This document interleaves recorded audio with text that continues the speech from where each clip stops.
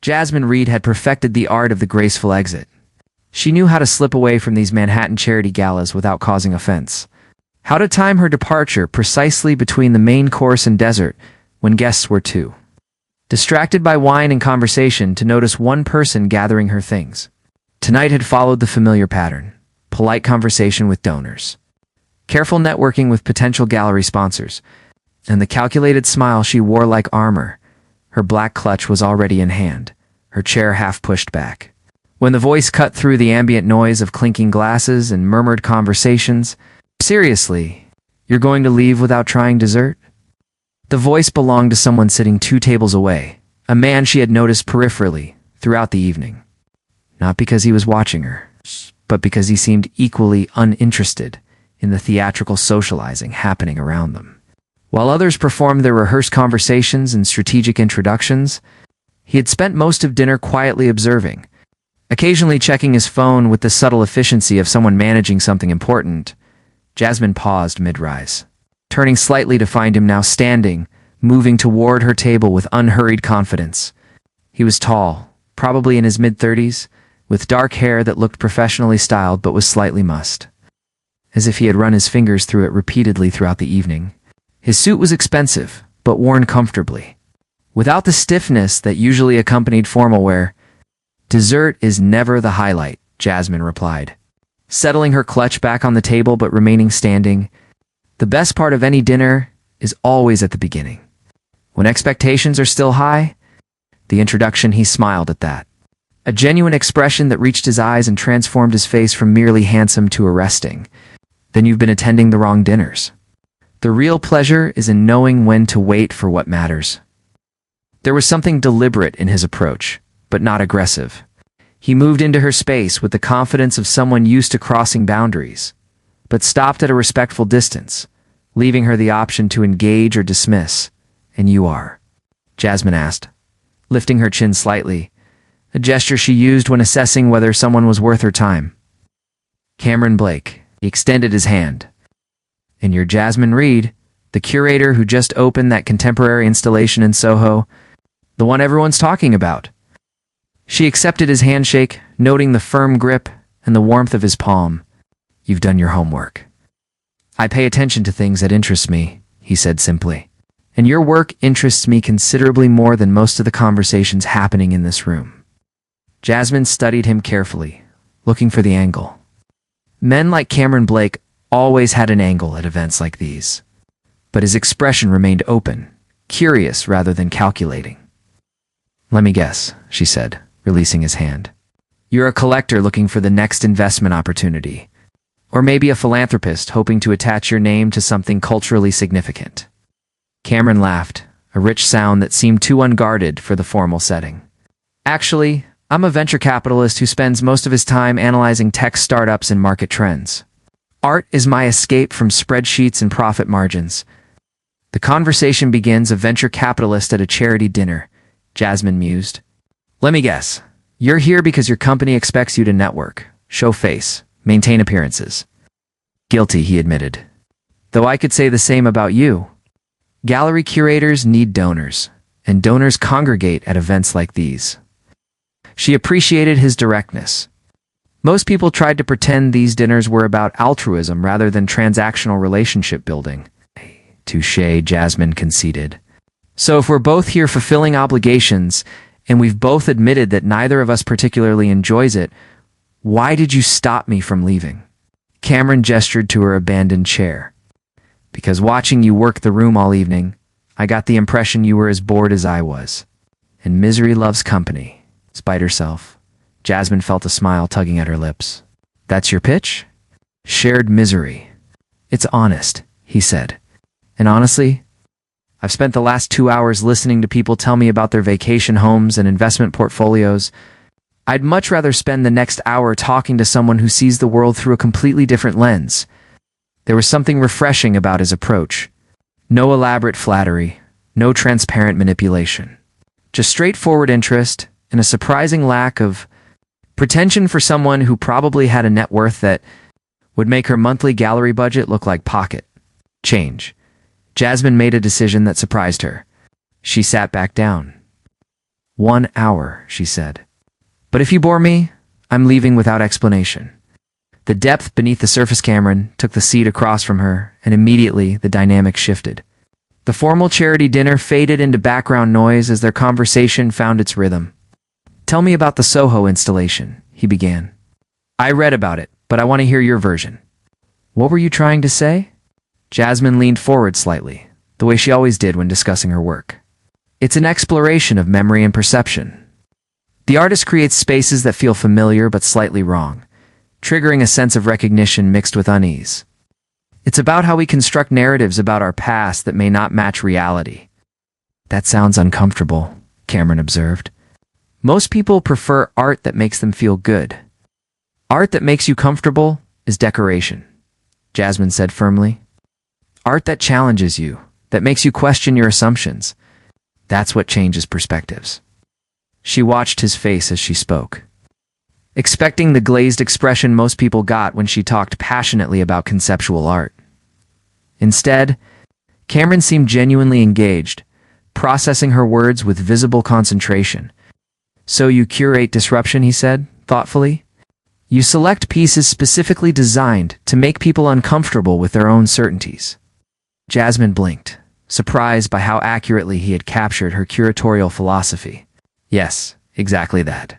How did you? Because that's essentially what I do in my work, Cameron interrupted. I look for startups that challenge conventional business models, that disrupt established industries. It's uncomfortable for everyone involved, but that discomfort is where innovation happens. The connection deepens for the next 40 minutes. They talked with an intensity that made Jasmine forget where they were. Cameron proved to be unexpectedly well-informed about contemporary art movements, though he freely admitted his knowledge came more from personal interest than formal education. In turn, Jasmine found herself curious about his work, asking questions about venture capital that revealed her own fascination with risk assessment and pattern recognition. You take risks for a living, she observed, but calculated risks. You analyze data, assess probabilities, hedge against potential losses. And you take risks too, Cameron countered. Every time you champion an unknown artist, every time you stake your gallery's reputation on a controversial installation, the difference is your risks are based on intuition and artistic vision rather than financial projections. Ow. You think intuition is less reliable than data? I think there are different tools for measuring different kinds of value, Cameron said. Financial data can tell you whether something will be profitable, but it can't tell you whether something matters, whether it will change how people see the world. That requires a different kind of intelligence. Jasmine felt something shift in her chest, recognition of kinship she hadn't expected to find at a Manhattan charity dinner. Here was someone who understood that beneath the surface differences in their professions, they were both in the business of identifying potential, of seeing value that others might miss. The revelation. I have a confession, Cameron said, his tone becoming more serious. I didn't just notice you because of your gallery. I've been following your career for about 6 months. Ever since I saw that piece you wrote about the responsibility of curators in shaping cultural narratives. Jasmine's guard went back up slightly. You read academic art journals? That one was forwarded to me by a friend who thought I'd appreciate your argument about how gatekeepers in any field, whether art or technology or finance, have an obligation to actively seek out voices that challenge the dominant narrative. She remembered that essay. It had been controversial in curatorial circles, with some colleagues accusing her of being unnecessarily political. The fact that Cameron had not only read it, but apparently found it meaningful enough to remember months later, caught her off balance.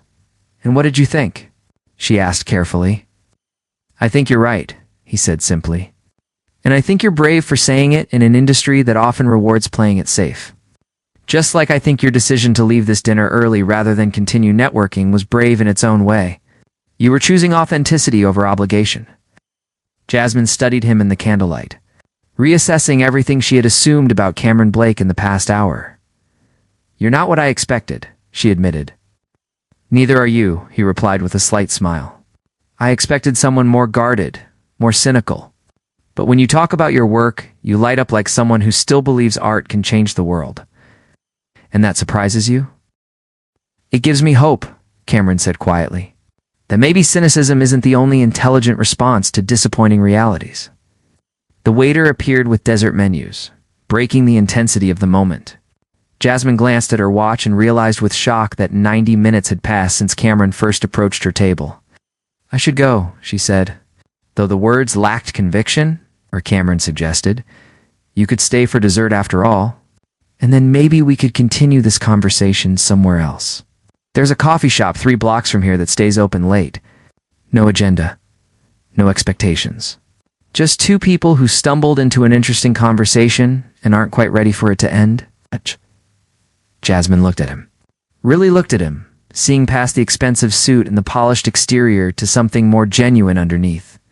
She thought about her carefully maintained independence, her rules about not mixing professional networking with personal connection, her habit of always leaving before things could get complicated. Then she thought about how rarely she had conversations that made her lose track of time. How seldom she met people who understood the strange intersection of passion and pragmatism that defined her approach to life. "Coffee," she agreed, "but I'm paying for my own." Cameron's smile was like sunrise breaking over water.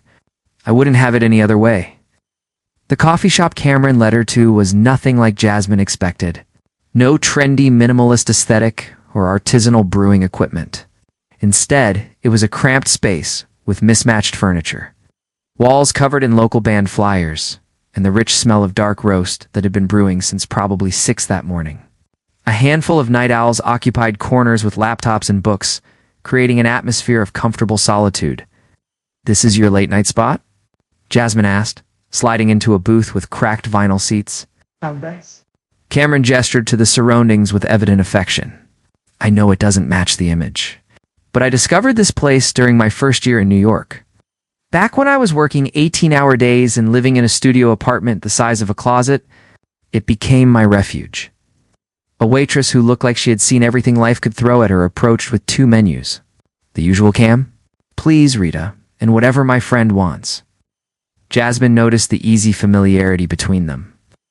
The way Rita's tired expression softened slightly when she looked at Cameron. "Just black coffee for me," Jasmine said. When Rita disappeared toward the kitchen, Jasmine leaned back against the booth. "So you come here often enough to have a usual order and be on first-name basis with the staff?" "Every Sunday morning," Cameron admitted. "It's the one constant in my schedule. No matter how chaotic the week gets, I come here, order the same breakfast, and read the paper."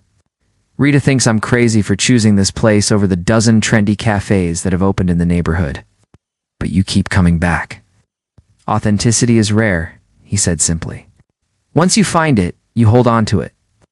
The real conversation, their coffee arrived, and with it, a shift in the conversation's tone. The formal politeness of the charity dinner had dissolved, replaced by something more raw and honest. "Can I ask you something?" Jasmine wrapped her hands around her mug, letting the warmth seep into her palms. "Why venture capital?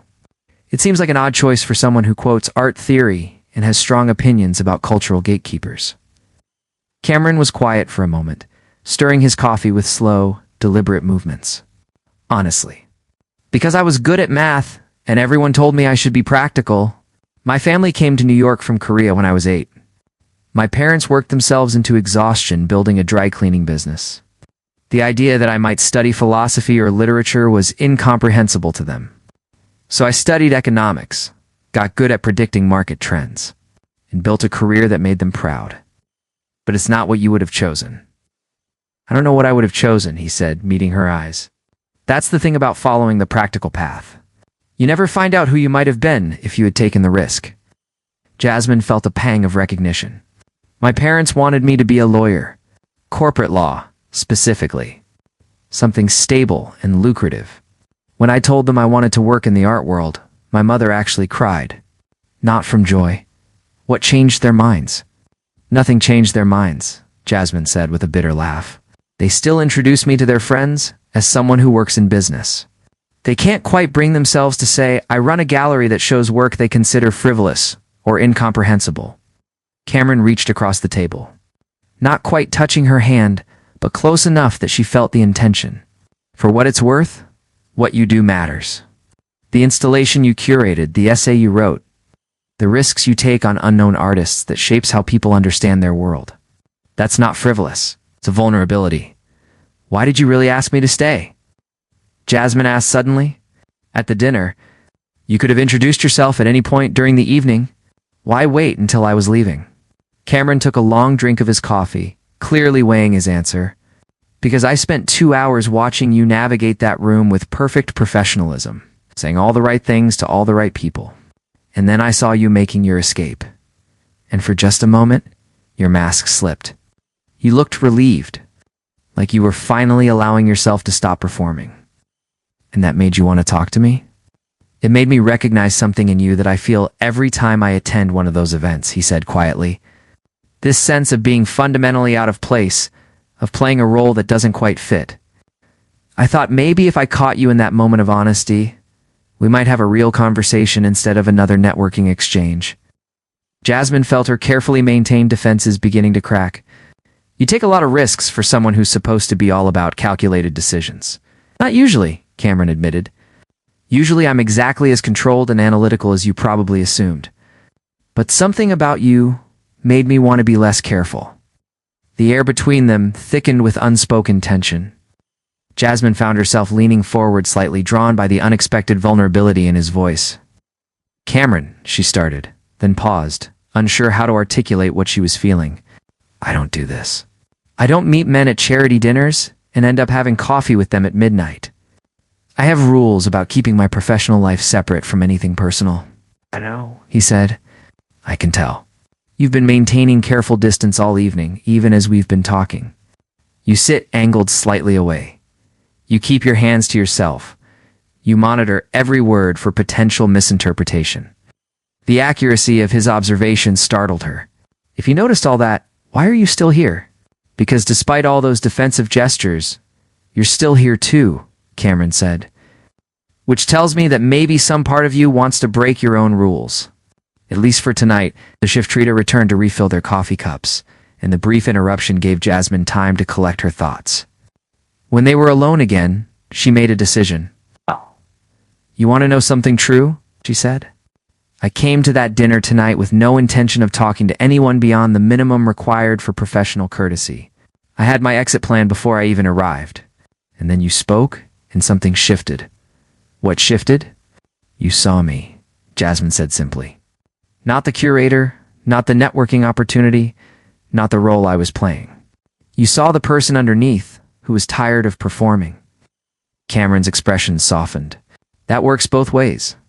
When I told you about my family, about choosing the practical path, I've never said that to anyone. Most people see the success and assume it's exactly what I wanted, eh? They sat in silence for a moment, both processing the unexpected intimacy of their confessions. This is dangerous, Jasmine finally said. What is this us, this conversation? Because it feels real in a way that most things don't. And real things have the power to disrupt carefully organized lives. Cameron smiled, but it was tinged with something that looked like sadness. Would disruption be so terrible? Yes, Jasmine said honestly. Because I've worked hard to build a life where I'm in control, where I make the choices and set the boundaries. Getting involved with someone, letting them matter, that means giving up some of that control. I'm not asking you to give up anything, Cameron said gently. I'm just asking if we can continue this. Whatever this is, no expectations beyond seeing where it goes. The decision. Jasmine looked at him across the scarred table surface, really looked at him, trying to assess the risk. Cameron Blake was successful, articulate, surprisingly thoughtful. He also represented exactly the kind of complication she had spent years avoiding. Relationships required compromise, vulnerability, the possibility of disappointment. But sitting in this shabby coffee shop at midnight, having the most honest conversation she'd had in months, Jasmine realized something important. Her carefully controlled life was also a lonely one. She had independence, but she had paid for it by keeping everyone at arm's length. Here's what I can offer, she said slowly. Honesty. No games, no manipulation, no pretending to be someone I'm not. If this continues, whatever this is, it has to be built on truth, even when truth is uncomfortable. I can work with that, Cameron said. What else? Space. I need time for my work, my gallery, my own life. I can't be someone who loses herself in a relationship. Understood. Though I should warn you, I'm going to want to see your installations, attend your openings, be part of that world. Not to control it, but because I genuinely want to understand what you create. Jasmine felt something tight in her chest begin to loosen. You're serious about this? I'm serious about wanting to know you better, Cameron clarified. Where it goes from there, we figure out as we go. She took a breath, feeling like she was standing at the edge of something vast and uncertain. Okay, but slowly. We take this slowly. As slow as you need, he agreed. They stayed at the coffee shop until Rita started giving them meaningful looks and stacking chairs on nearby tables. Outside, the New York night was cool and clear. The city's constant hum, providing a soundtrack to their lingering goodbye. Can I see you again? Cameron asked. Outside of a formal dinner setting? Yes, Jasmine said, surprising herself with how much she meant it. But let me plan it. I want to show you something. What? Trust me, she said with a small smile. If we're doing this, you need to see art the way I see it. Not in galleries or museums, but in the places where it's wild and uncontrolled. Cameron's answering smile was warm. Ow. I'm intrigued. They exchanged numbers, and Jasmine walked toward the subway station, very aware that Cameron stood watching until she disappeared from view. As the train carried her home through the underground darkness, she felt something unfamiliar stirring in her chest. Not just attraction or interest, but possibility. The sense that maybe, just maybe, letting someone past her defenses wouldn't mean losing herself. It might mean discovering parts of herself she hadn't known existed. When Jasmine texted Cameron 3 days later with instructions to meet her in Bushwick at 9 in the morning dressed in comfortable shoes and clothes, he didn't mind getting dirty. She expected questions. Instead, he simply replied with a thumbs-up emoji and showed up exactly on time wearing jeans. A plain gray t-shirt and sneakers that had clearly seen better days. I'm impressed, Jasmine said, looking him over. Axe. You actually followed directions. I'm a fast learner, Cameron replied. So what's the plan? And why do I get the feeling I should have eaten a substantial breakfast? Because we're going to be walking for the next 5 hours, Jasmine said cheerfully. I'm taking you on a tour of street art that will never end up in any gallery. Art that exists in the wild, unprotected, and constantly changing. They spent the morning wandering through neighborhoods most tourists never saw, stopping at walls covered in elaborate murals, alleyways transformed by graffiti artists and abandoned, buildings that had become canvases for political statements and visual poetry. Jasmine explained the history, pointed out signature styles, translated Spanish and Portuguese phrases that appeared alongside images. Cameron listened with intense focus, asking thoughtful questions, and occasionally pulling out his phone to photograph pieces that particularly resonated with him. This is incredible, he said, as they stood in front of a massive mural depicting a mother holding a child. Both of their faces made from thousands of tiny words in different languages. Who created this? No idea, Jasmine admitted. That's the point. This art isn't about individual recognition or monetary value. It's about the message, the impact, the way it transforms public space into something meaningful. You love this, Cameron observed? More than the gallery work even? Jasmine considered the statement. The gallery work pays the bills and gives me a platform. But this, she gestured to the mural, this is why I got into art in the first place. The raw power of visual language to communicate across barriers of class and culture and education. The real conversation returns. They stopped for lunch at a tiny Colombian restaurant where Cameron insisted on trying everything Jasmine recommended, even the dishes he'd never heard of. Over empanadas and fresh mango juice, the conversation drifted from art to more personal territory. Tell me about your gallery, Cameron said. Not the professional pitch you give donors. The real story. Why did you start it? Yes. Jasmine set down her fork, considering how honest to be. I started it because I was tired of working in spaces that valued marketability over meaning. I spent 5 years at a major gallery in Chelsea. Every decision came down to whether something would sell, whether it would appeal to wealthy collectors, whether it was safe enough not to offend anyone, so you took the risk of going independent. I took the risk of going broke, Jasmine corrected. For the first 2 years, I barely made rent. I was showing artists nobody had heard of, pieces that made people uncomfortable, work that challenged rather than decorated. But you survived. Barely. And only because I got one lucky break. New York Times critic happened to wander into a show I was hosting, and she wrote about it. Not just the art, but about what I was trying to do. Create a space for voices that typically got ignored by the commercial art world. Cameron leaned back in his chair, studying her with an expression that was hard to read. You're remarkable. You know that? Jasmine felt heat rise in her cheeks. I'm stubborn. There's a difference. No, Cameron said firmly. Stubborn is refusing to change course even when you're wrong. You committed to something you believed in despite significant personal cost. That's courage. The vulnerability deepens as they walk through Prospect Park in the afternoon.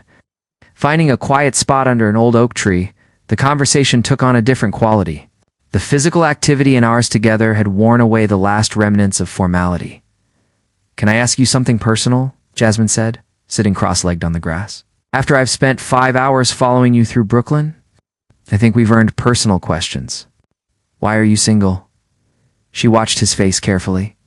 I mean, you're successful, intelligent, clearly capable of meaningful conversation. What's the story? Cameron was quiet for a long moment, picking at the grass beside him. The honest answer? Oh. I was engaged 3 years ago. We had been together since college, and everyone assumed we were perfect for each other. Same background, same ambitions, same social circle. What happened? She called it off 2 months before the wedding, Cameron said, his voice carefully neutral. She told me she felt like she was marrying a resume, not a person. That I had optimized myself so completely for professional success that there was nothing left underneath. Jasmine felt a jolt of sympathy. That must have been devastating. It was a wake-up call, Cameron corrected. Because she was right. I'd spent so many years being what everyone expected, the successful son who made his immigrant parents proud, the rising star in his field, that I had forgotten to figure out who I actually was beyond those roles. Is that why you go to the coffee shop every Sunday? Why you read art theory and Garcia Marquez? You're trying to find that person underneath? I'm trying to remember that success doesn't require erasing everything else, Cameron said. That I can be good at my job without it being my entire identity. The moment of truth, they sat in comfortable silence for a while, watching families spread picnic blankets and children chase each other across the grass. Finally, Jasmine spoke again. I need to tell you something, she said quietly. Why? I'm so guarded. Why I have so many rules about keeping my personal and professional lives separate. You don't have to, Cameron said gently. I want to. Jasmine took a breath. 5 years ago, I was involved with someone, another curator actually. We worked together and I thought we were building something meaningful, both personally and professionally. We even talked about opening a gallery together. What happened? He stole from me, Jasmine said bluntly. I had been cultivating relationships with several emerging artists, building trust, promising them exhibition opportunities. He took those relationships, those artists, and opened his own gallery using the connections I had made. When I confronted him, he told me that business was business, that I was naive to think personal feelings should matter in the art world. Cameron's expression darkened. That's not just betrayal, that's theft. It taught me to be careful, Jasmine said. To protect myself, to never let professional relationships become personal ones. Because when you mix the two, you become vulnerable in ways that can destroy you. And yet here you are, Cameron pointed out. With me? Someone you met in a professional context. Here I am, Jasmine agreed, which terrifies me honestly.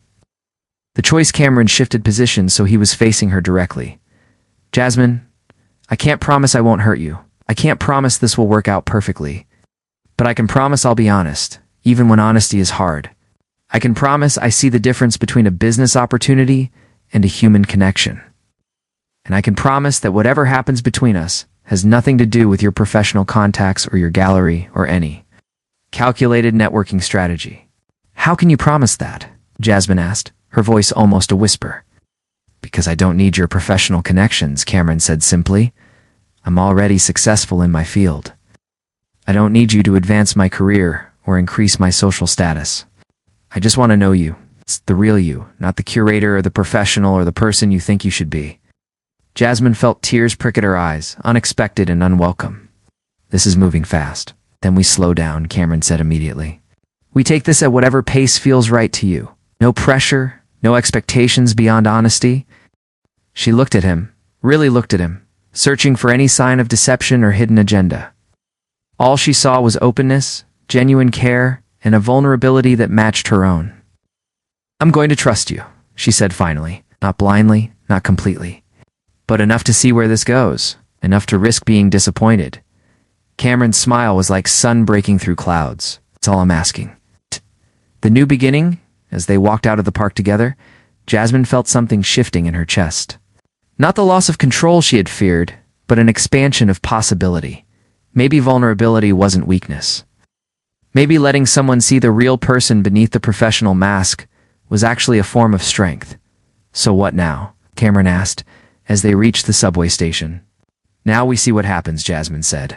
"Keep talking, keep being honest, keep showing each other the parts of ourselves we usually hide. I can work with that." Cameron hesitated, then took her hand.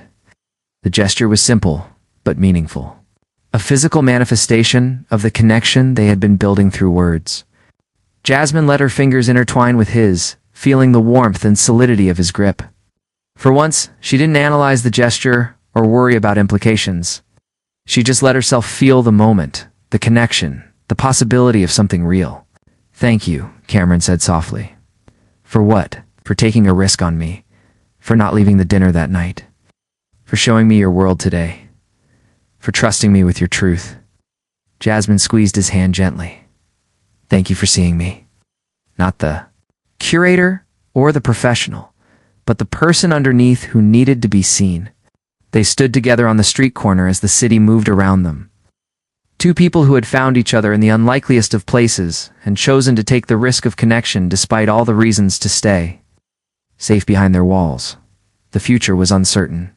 There would be challenges, misunderstandings, moments when old fears resurfaced. But standing there with her hand in Cameron's, Jasmine felt something she hadn't allowed herself to feel in years. Hope. Not naive optimism, but real, grounded hope. That maybe this time, with this person, vulnerability wouldn't lead to devastation. It might lead to something beautiful. "Same time next week?" Cameron asked.